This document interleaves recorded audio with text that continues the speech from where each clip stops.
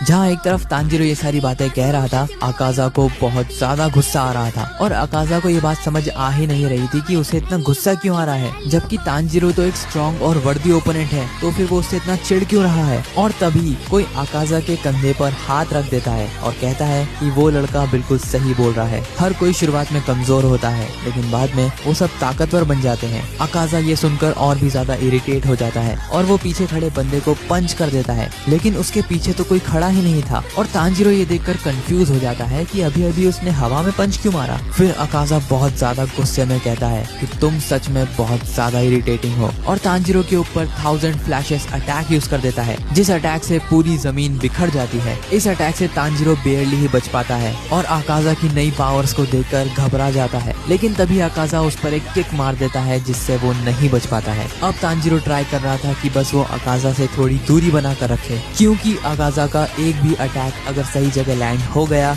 तो शायद तांजीरो आगे नहीं लड़ पाएगा। फिर तांजीरो अकाज़ा की फाइटिंग स्टाइल को समझने की कोशिश करता है, लेकिन अकाज़ा उसे बिल्कुल भी टाइम नहीं दे रहा था और कंटिन्यूअसली उसके ऊपर अटैक कर रहा था। लेकिन तभी तांजीरो अकाज़ा के ऊपर sun breathing soaring flame haze use कर देता है, जिससे लगभग अकाज़ा की गर्दन कट ही गई थी।